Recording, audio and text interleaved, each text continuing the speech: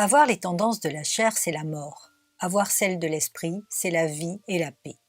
Pour vous, vous n'êtes plus sous l'emprise de la chair, mais sous celle de l'esprit, si du moins l'Esprit de Dieu habite en vous. Romains chapitre 8, versets 6 à 9. L'un des plus sales coups que l'ennemi a réussi à asséner à la vie de l'Église a été de lui insuffler une peur infondée du Saint-Esprit.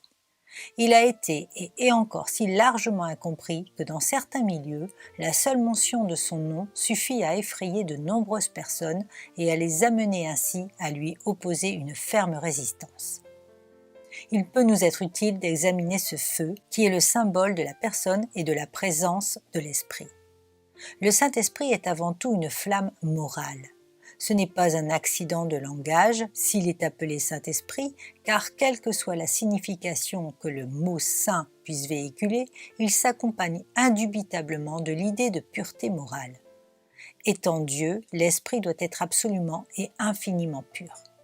Il s'ensuit que celui qui voudrait être rempli et habité par l'Esprit doit d'abord examiner sa vie et condamner toutes ses iniquités cachées. Il doit courageusement extirper de son cœur tout ce qui n'est pas en harmonie avec le caractère de Dieu, tel que les Écritures saintes nous le révèlent. À la base de toute expérience chrétienne authentique, il doit y avoir une moralité à toute épreuve. Il n'y a aucune place pour une joie saine et un bonheur légitime, là où le péché a droit de cité dans la vie ou la conduite. Aucune transgression de la pure justice ne peut être justifiée sur la base d'une expérience religieuse supérieure. Soyez saints est un commandement solennel du Seigneur de toute la terre. Le véritable idéal chrétien n'est pas d'être heureux, mais d'être saint.